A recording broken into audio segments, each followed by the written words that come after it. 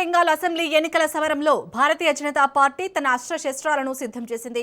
కోల్కతా వేదికగా కేంద్ర హోంమంత్రి అమిత్ షా భరోసా పత్ర పేరుతో బీజేపీ ఎన్నికల మేనిఫెస్టోను విడుదల చేశారు. బెంగాల్ ప్రజలు మార్పును కోరుకుంటున్నారని అమిత్ షా అన్నారు. మమతా బెనర్జీ పాలనలో రాష్ట్రం వెనుకబడిందని విమర్శించారు.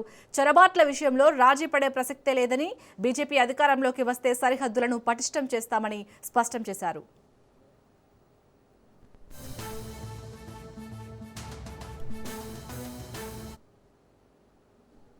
మేనిఫెస్టోలో వరాల జల్లు కురిపించింది బీజేపీ.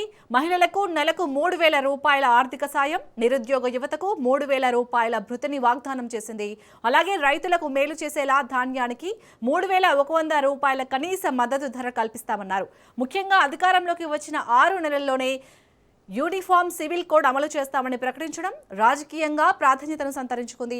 ఉద్యోగులకు 45 రోజుల్లోనే 7వ వేతన సంఘం సిఫార్సులను అమలు చేస్తామని, బెంగాల్ పునర్నిర్మాణానికి 100 రోజుల్లోనే పూర్తి స్థాయి రోడ్ మ్యాప్ సిద్ధం చేస్తామని అమిత్ షా భరోసా ఇచ్చారు.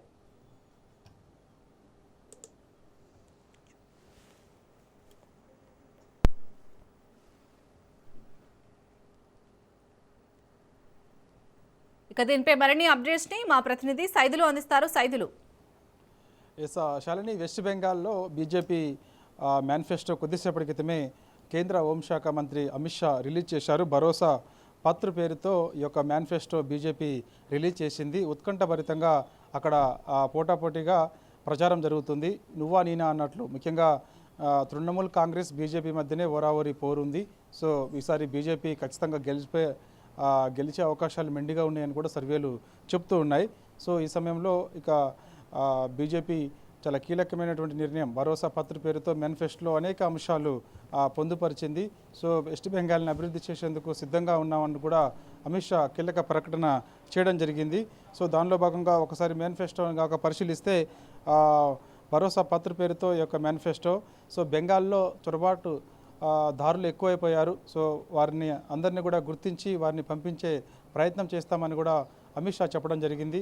వారికి రక్షణగా, చొరబాటుదారులకు రక్షణగా తృణమూల్ కాంగ్రెస్ అండగా ఉండడం నేపథ్యంలోనే ఇలాంటి పరిస్థితులు, అంటే వెస్ట్ బెంగాల్లో ఘర్షణాత్మకమైనటువంటి సంఘర్షణలు జరగడానికి గల కారణం అని కూడా అమిత్ షా చాలా కీలక ప్రకటన చేశారు. అసలు ఎక్కడి నుంచి వస్తున్నారు ఏంటి వెస్ట్ బెంగాల్కి గుర్తించి వెంటనే వారిని అక్కడి నుంచి పంపించేసి చుట్టూ కూడా వెస్ట్ బెంగాల్ బోర్డర్ పరిధులు అంతా కూడా రక్షణగా చుట్టూ ఒక రక్షణ వలయంలాగా ఒక కీలకమైనటువంటి నిర్ణయం తీసుకొని ఏర్పాటు చేస్తామని చెప్పేసి కూడా సరిహద్దులు గుర్తించి, సో ఎవరు కూడా ఇలా వెస్ట్ బెంగాల్లోకి రాకుండా ఉండేందుకు కఠినమైన చర్యలు తీసుకుంటామని చెప్పేసి కూడా అమిత్ షా చెప్పడం జరిగింది.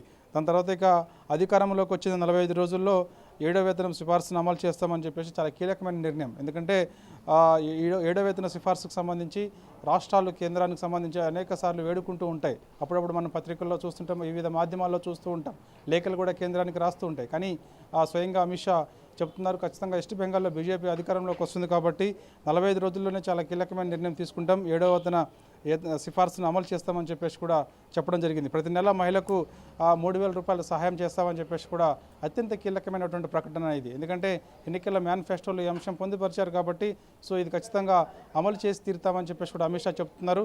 కాబట్టి కేంద్రంలో బీజేపీ ఉంది కాబట్టి వెస్ట్ బెంగాల్లో బీజేపీ గెలిస్తే ఖచ్చితంగా వెస్ట్ బెంగాల్కి కేంద్రం ఎప్పటికప్పుడు సహాయం చేస్తూనే ఉంటుందని చెప్పేసి కూడా అమిత్ షా చెప్పడం జరిగింది.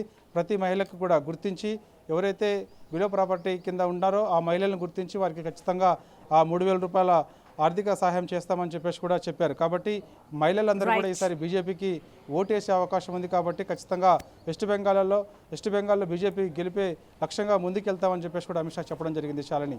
Right, thank you Saidulu.